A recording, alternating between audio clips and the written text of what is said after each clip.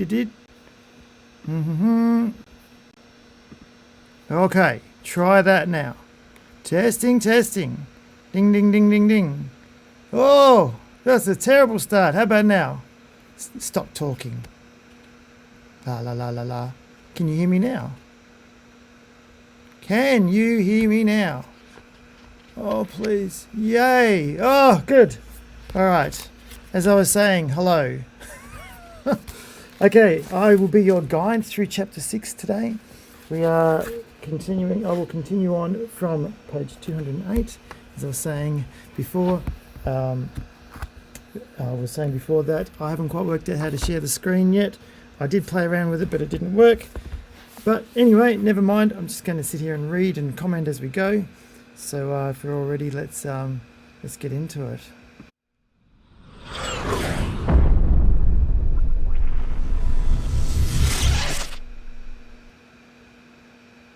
Yes. I'm hoping that worked. It seemed a bit different. Oh, no, it looks like it's good. We're good to go. All right. I'll get used to these live streams at some stage, I'm sure. All right. Chapter 6, page 208. We're looking at hybridization of media technologies. All right. Cool. Thanks, Win. Very professional. Thank you. Very good. Very good. Okay, let's go. So, 6.4. Digital convergence refers to the process of all technologies converging to one media source. For example, film and television were, thanks to digital technology, converged to DVD or DVDs, which enabled easier access for audience. Over time, the influence of the internet and file sharing has meant that music is no longer sourced from large and intrusive hi-fi stereo systems, but from a laptop or a smartphone, or an iPod back in the day, if you will. Hybridized media thus refers to a media product that is a result of a convergence of media technologies in one place, performing more than one function at a time. So verbal and written communication, photography, filmmaking, calendars, alarm clocks, file sharing, video games, news media, sport, the internet, presenting, word processing, music production and physical health are all but a small sample of what has now converged to mobile technology. Most of these functions can occur simultaneously too. Your personal fitness data can be synced to your digital mapping applications, which can then update your social media profile, which can then tell all of your online friends exactly how far you've travelled on your run. I've no idea what that's about, so I will never do that. No, just kidding. I'm joking. I run all the time, so fit. Right. All new media technologies are essentially converged technologies that create hybrid media. They combine a range of old technologies and create new ones. With this comes new forms of communication and media content. For example, the internet is a hybrid of a number of technologies. It combines the one-to-one communication of a telephone with the one-to-many communication of print news, television, and radio. It appears that the advent of digital technology, the advent of an accessible internet, and the smartphone have altered the model previously held by a wealthy few, described at the beginning of the chapter. We spoke about that the other day. The people with the money were the ones that were influencing the world through their broadcasts, whereas now we can all have some sort of influence. And if we're clever enough, we can actually make money off our own productions. We can also make an influence on the world. We can change the people around us. We can do all these things because we now have access to multimedia. We have access to all the gear and we can do it. I don't know what I'm talking about. Any comments? Facts. Yes, that's very true. Thanks, Christian. Now, very good. Now, where are we? Oh, yes. No longer do some have the control to speak to many. There is a much greater balance between how much information an individual can access, but also how many people they in turn can communicate with. And this does set up a bit of a problem though. What about the fact that how do you know if you can trust the information we are receiving in the media these days? Just take the pandemic, for example. You get one group of people that say, we need to be vaccinated, otherwise we'll never get out of lockdown. And then you get another group of people that say, vaccines are rubbish, it's a fake, the whole thing's a conspiracy, not doing it. Now, obviously that's not a 50-50. It's very much imbalanced. But the fact is that the people that believe that lockdowns are just another way of the government controlling us, they're getting their information from somewhere, right? They are also not getting other information from, what am I trying to say? They're getting their information from somewhere, and they are not necessarily receiving the right information, obviously showing my bias because I think that COVID's obviously real. So that gets into a whole issue and a whole topic about filter bubbles and echo chambers and that sort of thing. If you've heard of these topics, let us know if you've heard of. Most people think vaccines are fake, should be vaccinated. I agree. Do you know much about echo chambers and filter bubbles? If you do, just chuck in a comment in there, because that's something that will come up later. But I just wanted to just touch on it while I'm thinking about it. I'm going to skip over those case studies for now. Let's go to page 210. Let's do that, shall we?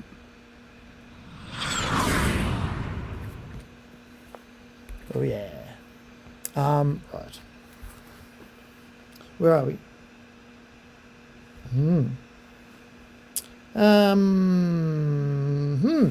Digital technologies and audiences 6.5 is what I'm going to jump over to.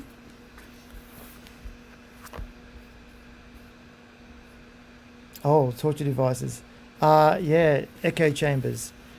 In short, an echo chamber is basically if you have an opinion about something or a belief, and you surround yourself with other people who have the same belief, and never allow yourself to receive information other than those who confirm what you already believe, then that is what they call an echo chamber, because it's just your ideas echoing back at you, and you're not necessarily being challenged or open to new ideas or new information. You are just filtering out all of the noise from other sources and just listening to people that already agree with you. And the internet has created, and social media has created, these echo chambers far more than what once was. So that is what an echo chamber is. Like religion, perhaps, but in a media sense, how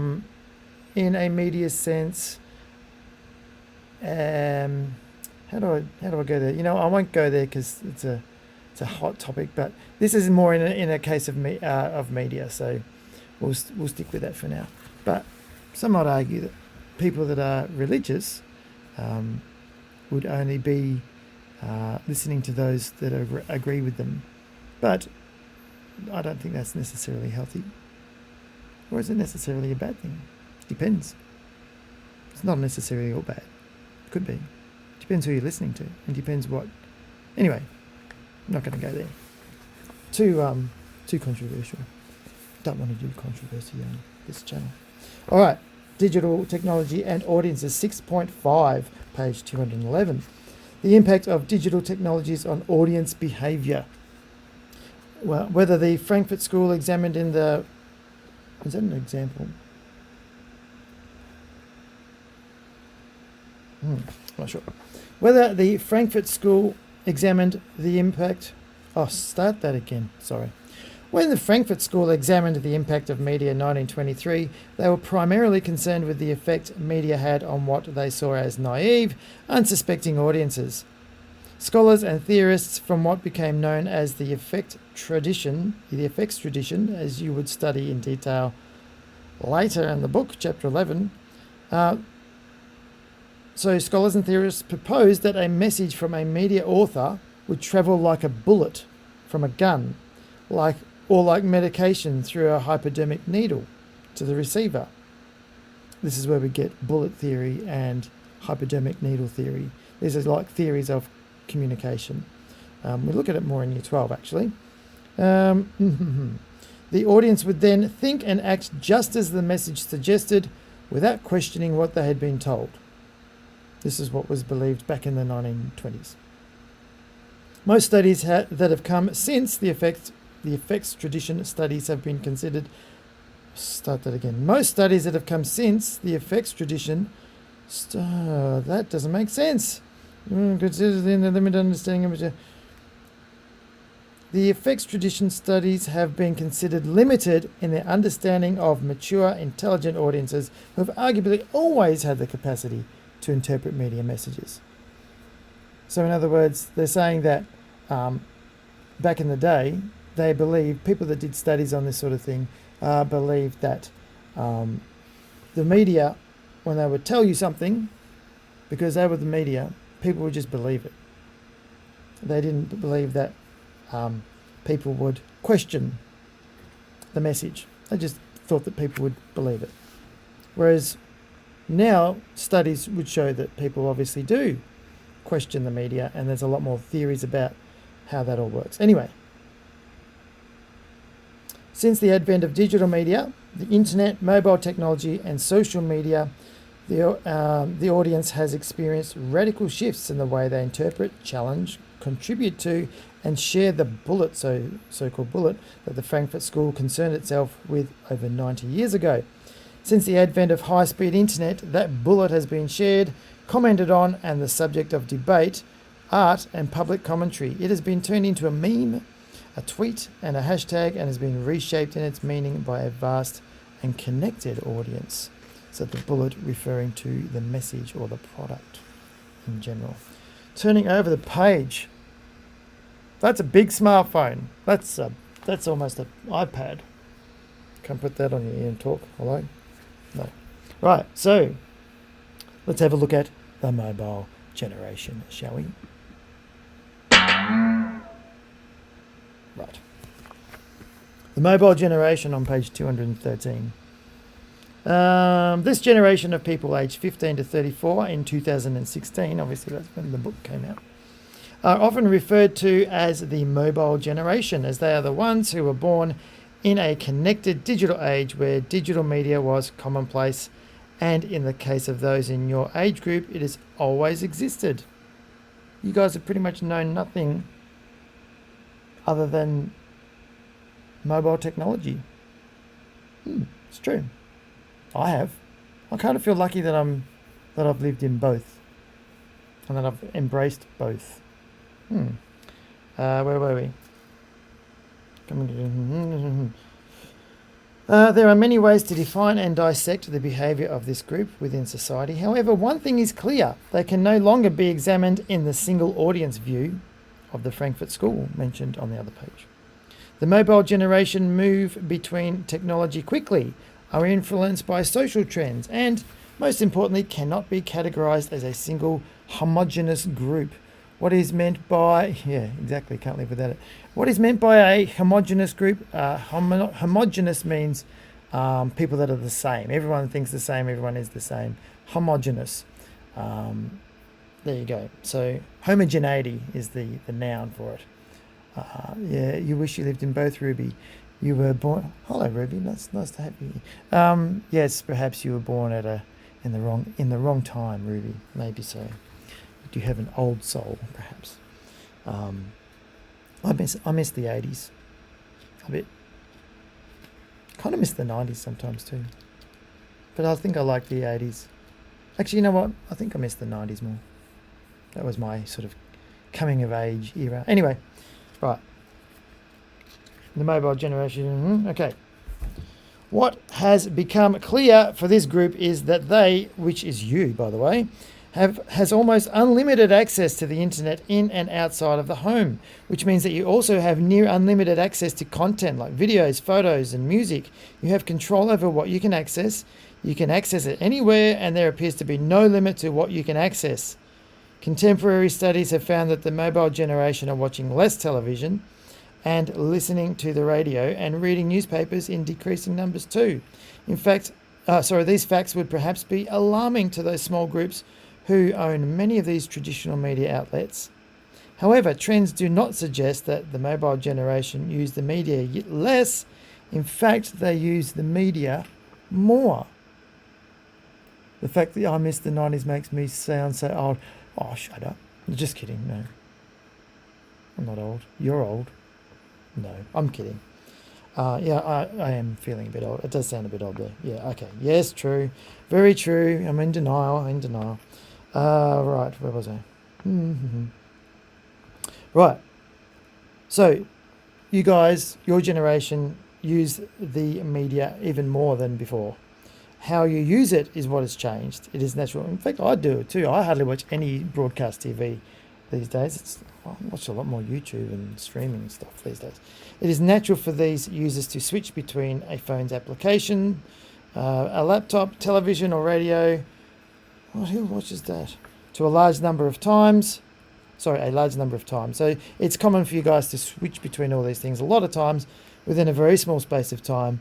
Only one needs to look at the media forms used in the response. What is that? No, I'm not doing with that. That's irrelevant. Is that true? Do you find that's true? Sick burn. Yes, thanks. Is that true for you guys? Do you find that you jump between media products a lot more? I think the advent of streaming was not as huge when this book came out. In fact, the next edition of this book's not actually that old, but when the next edition comes out, I imagine it's going to be a lot more conversation around streaming and also what the pandemic has done to things like cinema and putting out new movies, in the streaming space, like straight away. It's just crazy if you ask me. I can see why they do it, but it's terrible. It really is. All right, where are we? Okay, the audience directs the music. Try that again. The audience directs the media, music.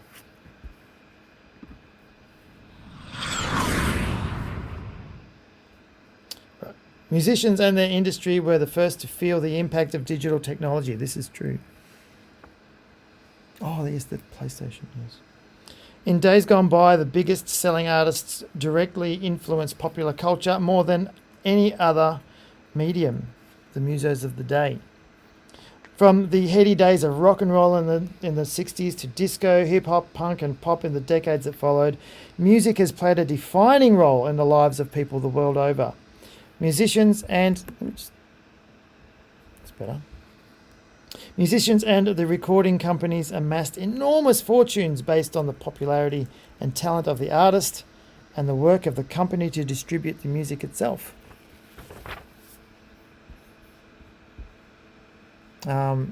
Media might be more popular because it can be tailored more to you as a person. Yes, that's very true. You can actually tailor your own media nowadays. You can watch things when you want to. Things are on demand. You don't have to wait for a schedule but then again, live streams are still a thing. I don't know. It's interesting, isn't it?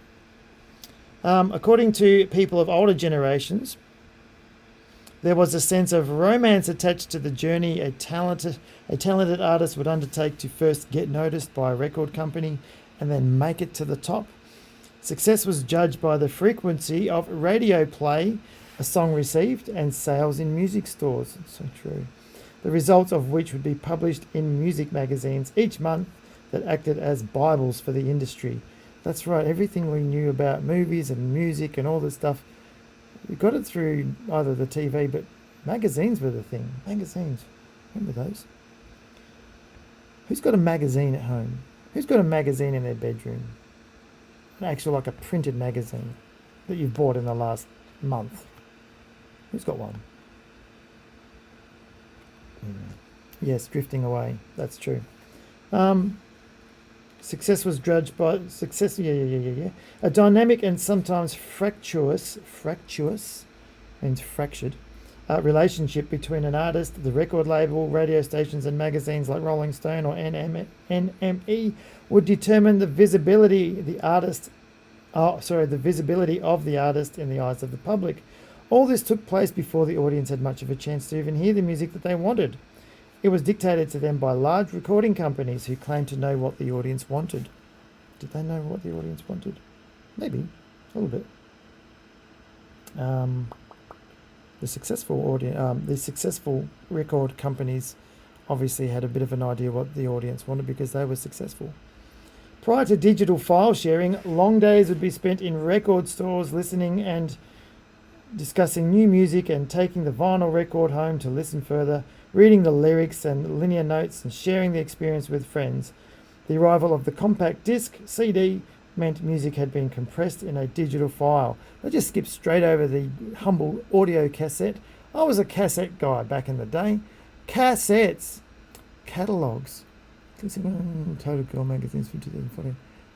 There you go, catalogue. Yeah, so distracted. What was I talking about? Yeah, cassettes. That was a thing. That was a big thing. But then CDs came and obviously took that over.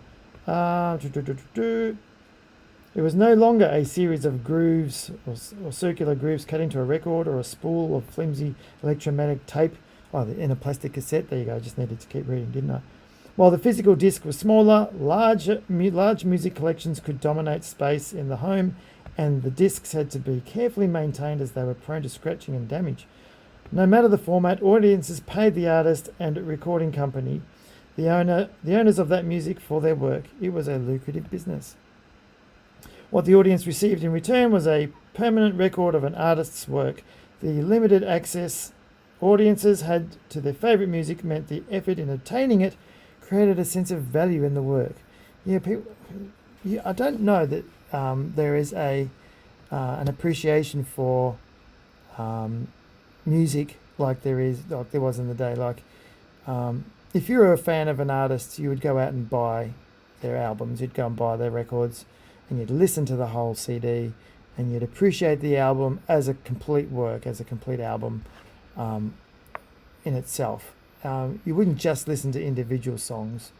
You would actually appreciate the entire album for what it was. And when you'd own an album, a CD, record, cassette, whatever it is, you had a sense of ownership of it. You felt like you were, I don't know, you felt a connection to the band a little bit more, or the artist, because you'd own something of theirs. You'd sit down and you'd read the lyrics and the tiny little print on the inside the cassette cover, all that sort of thing. Nowadays, people just skip between songs all the time. They just listen to it on YouTube or whatever. You sure that's... Yeah, look, it is still a thing. It is still a thing. People are going back to it. People sort of got out of it for a while and then have come back to it. There are still a lot of people that still prefer to have the physical media. I don't have much in the way of actual CDs anymore. I tend to do everything on my phone or computer, mainly phone. But yeah, it's anyway. Where are we? You know, there's a lot here to read about music, so I'm not going to go into it all. I think we're getting the idea.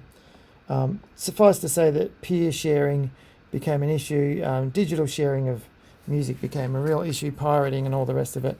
And so that's why you have a lot of bands that have gone actually back on the road. If you wondered why all the old bands have actually started or have been touring again for a while, not recently with the COVID thing, but the big bands were getting back doing live concerts again because they were not getting the revenue from their albums anymore.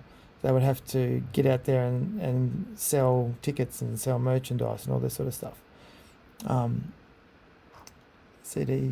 Started using your CD player again. Yeah, that's good, I reckon. Also, the vinyl records are sort of still a thing. I don't know if that's really taken off again. Who still has DVDs?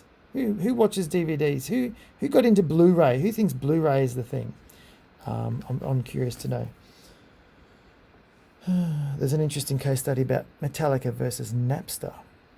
Worth a look at. Did you know that MySpace was originally meant to be a place for bands and musical artists to connect with their fans?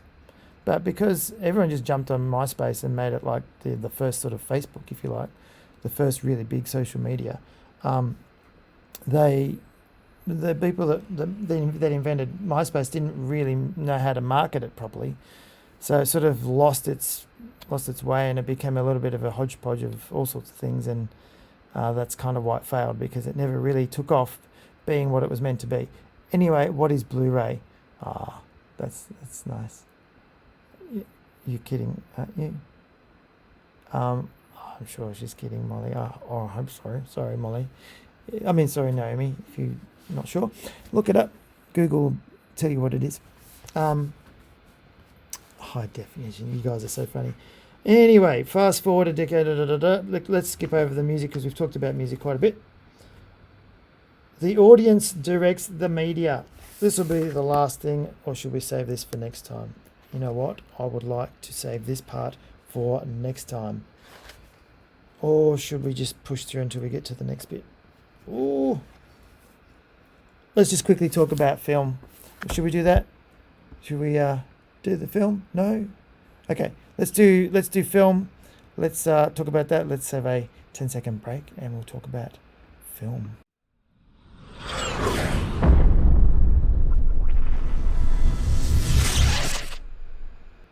Right. The audience directs the media. Film. Page 216. The traditional film production landscape has shifted dramatically. To ensure their survival, the corporations created by those wealthy individuals that control the media in the broadcast era have been forced to adapt and secure access to a mobile audience. Stop saying Blu-ray. It's Blu-ray. Okay, off topic. Right, where was I? In 2015, 7 of the top 10 YouTube channels had been purchased by traditional media corporations. Clearly, access to digital technology has been married with the increasing competence of the mobile generation to not only use it, but demand more from it, and faster. In recent decades of superhero blockbusters, it has been a challenge for Australian-made films to be seen, talked about, and ultimately profitable. Not only that, actually, but to bring it into literally this week, there's a new film put out by this... who was in it? Hugh Jackman and that other nice lady. I can't think of her name. It sort of looks like an Inception type thing. I can't... It's so funny when he says it out loud. What is it? Blu-ray. Or of the Blu-ray. What? Blu-ray. Oh, stop it, Naomi. What was I talking about? Oh, yeah. So Hugh Jackman's latest film, it has flopped. It's been a huge failure. And some of the discussion around it is because of the fact that it is aimed at an older audience, and older people aren't as into films as, say, younger people. And I think the hero genre, the superhero genre or comic book genre has definitely dominated in the last few years. It's so funny when he says it out loud. Says what out loud? Blu-ray? There is a lag, in case you had noticed. There's a bit of a delay. It's probably about 20 seconds delay, just so you know. Anyway, getting back to it. I'm getting distracted. Nothing unusual there. So, we've talked about this before. Even in an era of mass communication online, Australian stories, despite some notable exceptions, rarely receive the same attention as their overseas counterparts that pump millions of dollars into traditional and digital advertising campaigns. Feature films of any size cost a lot of money to make. We've already talked about this. And to secure the money, filmmakers often seek out grants from government groups and investments from private companies. Usually these companies expect their money back. And more if the film is a success. To pay to see the film,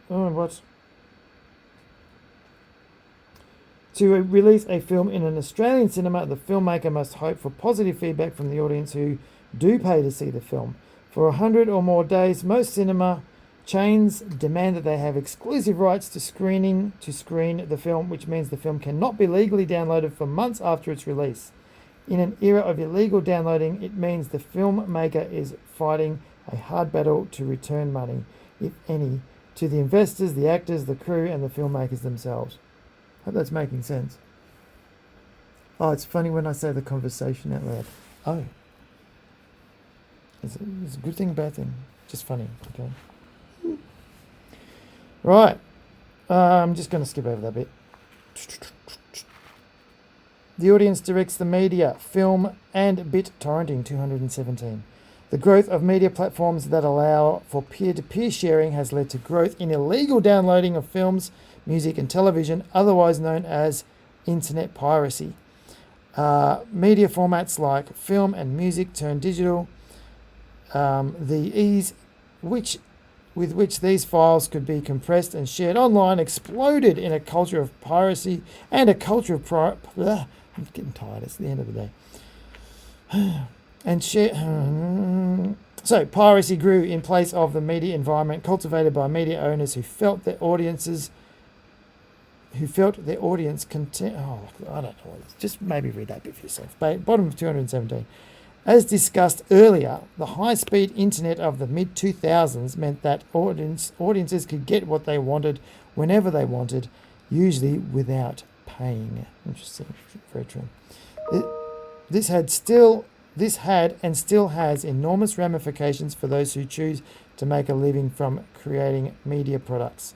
Major media corporations play a game of cat and mouse with internet users the world over as they attempt to produce the financial security of their product. As soon as the producers develop a new method to tighten security, a new method to break that security is developed, usually using globally connected collaborative online efforts. So piracy is bad, in other words. Right. Let's just skip over a bit. Nearly finished this section. You can read that a little bit for yourself. BitTorrenting, that's a thing. Read about that. How does BitTorrenting work exactly? Probably worth knowing. Well, we've got an audience. This is live. This is interesting. This is what happens when you're doing a live YouTube stream. Hello there. Welcome to the live YouTube stream. It's funny. It's always timing, isn't it? Yeah. Let's have a little midstream break.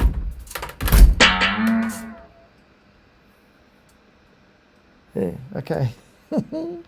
Right.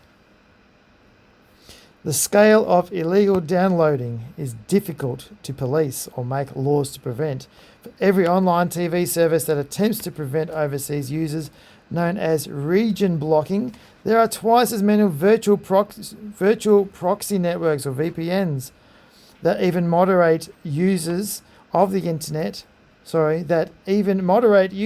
internet can employ to circumvent. Getting tired. The quality of this live stream is diminishing. Something shocking. Oh yes, secret guest, cameo. Let's get to the binge watching bit. Okay, now this is 2016, so I'm sure it's different now. Binge watching of a TV series is a result of audience demand and ultimately piracy. Oh yes, interesting. Because of piracy, because people want things on their phone, because they want to have it with them live, they want it right now. Binge watching or digital streaming TV has become a thing. In fact, it wasn't that long ago that movies would come out in the United States, like blockbuster movies would come out weeks before they'd arrive in Australia. It took a long time before, and TV shows too. It took a long time before we actually got things at the same time. In fact, it was a big thing back in the day when it would be fast-tracked from the US. Do you remember that? Hearing that on the TV? Fast-tracked from the US so that you don't have to wait. They don't even need to say that anymore. I've got a message held for review. That's interesting. Molly, that's you. Huh. Probably because it thought you were swearing or something. What? I'm being hit with the need to nap. Mr. Poke is not alone. What? You're saying I'm that boring? Ah. Oh my goodness. Anyway. Oh good, I'm glad you remember that win. That's fine, you can have a nap. I'm sorry I'm putting you to sleep. Anyway, that's all right, I'm comfortable. Anyway. Binge watching. It's no longer a new trend in audience behavior. It is a symptom of No. You know what? I'm going to let you read that for yourself. Binge watching, it's a thing. It's the practice of watching an entire television series in one or a small number of sittings. Yes. So it's not just streaming TV. Binge watching is the specific idea of actually watching a whole series in one hit. No, I'm not. Oh, good. I'm not putting you to sleep. That's good. media streaming is very interesting. I will just touch on this. HBO, at the end of last year, is it HBO? Warner Brothers. Warner Brothers uses HBO, and in Australia it's Binge. Quite like Binge. I've had it for a while. I've turned it off for a while. It costs money. But they decided at the end of last year that every single movie that they were releasing this year was going to be also included as part of the HBO Max streaming service, as well as being in cinemas as well because of the pandemic. I think that it's okay, Molly. I'm not bothered, but I'm going to hide Naomi's comment because I'm the moderator and I don't think that middle fingers are appropriate. Naomi. Anyway, sorry, probably shouldn't out you like that. Hey, you put it on the public chat. You thought it was going to get up. Yeah, HBO is good. Yeah, Binge is awesome. Yeah, same thing. It is awesome. But yeah, everything that's coming out in the cinema that belongs to them is going live to the stream as well at the same time. People are worried that this is going to be the end of cinema as we know it. There's a middle finger. Yeah, well, there was a middle finger, but it was moderated, so I actually didn't allow it. Anyway, have a look at the recent comments by Denis Villeneuve. Denis Villeneuve, another one of those great directors. He's the guy that he made. Am I thinking of the right person? Arrival, Blade Runner, and the upcoming Dune movie, which looks fantastic. He said that the new Dune film, Dune, is everyone is hating on Denis. What? No. He came out and said that his movie Dune was meant to be like a love letter to the cinema. You know, it was made for the cinema, intended for a wide release, but the studio has decided that it's also going to get a streaming release. So people that are going to watch Dune for the first time are going to be able to see it on their tiny little mobile phone screens instead of seeing it in full glorious cinematics, IMAX, whatever experience. So that is, I agree with Denis for that reason that, you know, movies like that should be in the cinema only to start with. But I guess I understand that at the end of the day, the studios need to make money, and if that's the only way they're going to make money in a pandemic, then I get that. But you know, just at the end of the day, COVID sucks. It's COVID's fault. It's the Delta variant's fault. It's the virus. Anyway, also another one is Top Gun Maverick. That was supposed to come out at the end of last year. I can't wait for that movie. It was going to come out mid this year, and then they pushed it back again to the end of this year. That is a movie that you have to see on the big screen, not on a tiny little screen. I can't wait to see that in the cinema, and I refuse to see that on a small screen. I will go and see that on a bigger screen I can. Biggest screen I can get to. Anyway, Timothy looks great in general. Oh, okay. Yeah, June does look really great. All right. We are up to 6.6. We will stop it there. Thank you very much for your attendance, your contributions to the live chat. I hope it hasn't been too distracting. And if you're watching this after the live event, I hope my interjections with the live audience aren't too distracting. If they are, please leave a comment below and let me know what you think. Let me know how I can improve my live streaming presence. Obviously, I perhaps act a little differently when it's live than when it is heavily edited in my other videos. I much prefer to be able to edit myself in my edited videos because I can get rid of all the arms, which happen all the time. But regardless, I appreciate the fact that you have watched it. If you've got to the end of this, well done. I reckon give yourself a clap for actually getting to the end of this. Yep, that's that. Any questions? No, the interjections make me more engaged in the discussion. Oh, that's good. But that's because you're here with us right now, and I wonder what it would be like if if you were to have come and watched it later. Go back and watch the other one. I wonder if you've watched the first part of chapter 6 and see if you feel that it's engaging and it's watchable. The very fact that we're doing a live stream about sharing information and how the media has changed is incredibly ironic, don't you think? It's incredibly appropriate that we are doing it this way. Anyway, I could talk about it all day. It is 2:53. My goodness, that's been a long session. Thanks very much indeed. If you are watching from my class, please continue with chapter 6. Maybe go and have a look at that section of the chapter while it's fresh and we've had a conversation about it, and while I've been reading it to you. Maybe you've been doing that. Maybe you've been working on it while I've been reading. I probably should have somehow monitored that as well, but I can't be in two places at once. Anyway, that being said, I am going to go. Thanks for watching. Appreciate what you do. Appreciate your involvement, and bye for now.